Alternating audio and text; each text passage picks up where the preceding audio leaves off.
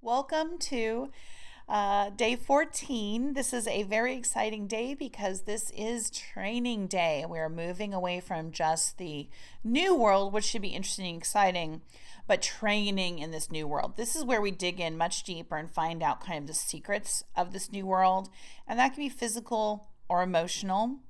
I was watching Fault of Our Stars to get ready for the romance module, and her training was, I realized in reflecting on other romance novels, is training how to be loved, how to date, how to marry. Those are the things that trains in a softer environment, emotional environment like romance. But most of the genres, if it is a fantasy, then it's magic. The magic, there may be physical training as well. Certainly thrillers, post-apocalyptic, etc., Hunger Games, etc., all rely upon this training phase where we learn what the hero knows, which many times is not a whole lot. He usually is fumbling and having a hard time at the start. We're going to talk more about that tomorrow, but this is where you should be today, is fumbling, not very good, maybe resisting the training, not liking it because he's not very good and he wants to be better at it, and getting maybe a little better in these 5 pages, but he should still be pretty stumbly right now. We want him pretty immature, pretty green and rank at this point. We don't want him to be too fabulous at whatever the training is. So the 5 pages today are getting your hero in. I don't care if you don't even have the opportunity on the page yet. We are jumping forward to the training. If you haven't even turned the act yet, too bad. We're jumping forward. We are going to get this training going. Normally, it is the magician that does the training. However, sometimes you have a hybrid. You have a sidekick magician or a love interest magician if you don't have a true magician on stage. Like in Terminator, there is no magician. True magician, standing alone magician. There is just Kyle, and he has all the secrets and the knowledge, and also is the love interest. And so he has to be the one to train her, which intensifies the romance. So if you do have a romance, many times your love interest is functioning as the magician to put you through your training phase to learn how to love and be loved. That's how it works in the softer genres. Training day. We're going to be in training for about 3 days. Then we're going to turn the corner out of training and we are going to go into gearing up for the tent pole. But for today, you are purely training. I said purely, but really you're doing a lot more than that. A lot of character comes out during this training. What kind of man or woman your hero is, who your magician is. Is he mean? Is he kind? Is he gentle? Is he harsh? So a lot of stuff happens. Also, we're getting news from the outside world, outside the training arena. And many times at this point, the villain is banging around and making some noise and getting ready for whatever battle it is that we're going to go into in the tent pole. Also at this point, you might want to have some subplots. If you have not started a subplot already, now is a really good time. Subplots are anything that's under the overarching narrative drive that is going straight through the story about the plot. That is your A storyline, is what happens to the hero. Does Frodo make it to Mordor?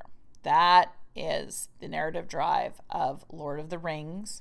Anything else beneath that, romance. Aragorn has a romance. Gandalf has his own journey. We've got the stuff going on in Rohan. There's a lot of subplots in that. And of course, it's 3 books worth. So keep that in mind. At the least, if you're going to have a romance, it should be started by now. At the least, if the magician has a side gig, it should be starting about now. We should be finding out about it and learning about it. You may have a mole in the organization. You may have some other problem in the organization. Is somebody going to get fired, in a romance? So you want kind of a subplot. And the subplot is defined by starting after the original action. It ends before. So normally we wrap up any subplots, whether it's B, C, D. We just keep naming them. And the bigger they are, the earlier they should start and the later that they should end. The smaller they are, the later they should start and the sooner it should end. So for most major subplots, such as a romance, it normally wraps up right before the darkest moment. In Matrix, the romance kind of comes to a culmination during the darkest moment. So it's a pretty big deal for Matrix, the romance in there.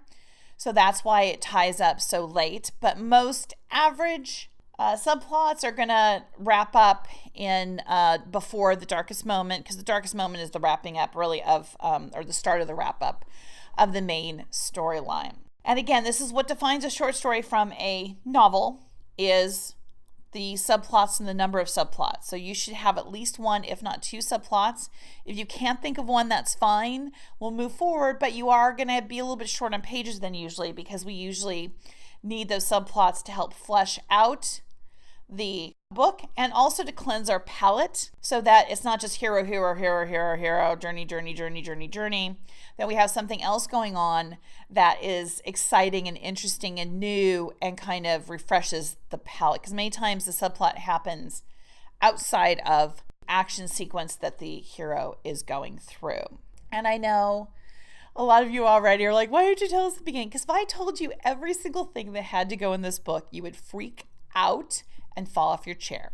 You would never get past module 1. So I'm trying to introduce these concepts so that you gently are moving forward. I also want you to get super duper used to the fact that you're going to find stuff like this all the time. You're going to find a subplot and you're just going to have to roll forward with it. So you're just going to need to roll forward. If you haven't started a subplot, start a subplot, or soon. At least by the time before the tentpole. Otherwise, it's going to be a pretty short subplot. Because again, weight of words. The earlier we introduce a subplot, the more important it is. The more words we spend on it throughout the novel. And then we wrap it up just before usually the darkest moment, if not right then at the darkest moment. So that is kind of subplotting.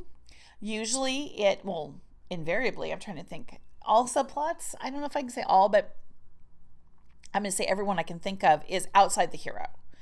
Outside the hero's journey. Unless it's romance, then, but really it's kind of her story, or the love interest story, his story.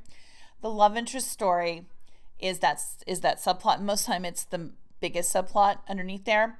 And then maybe the sidekick has a subplot, or maybe there's a plot-driven subplot that is about a mole, or getting fired, or the boss colluding, or the ex is trying to get the girl back, something like that. Is something that could be, in theory, taken out, but enhances the story so much and has some integral part of the story that we keep it in there, especially from a plotting and pacing standpoint. All right, we are moving on to day 15 tomorrow.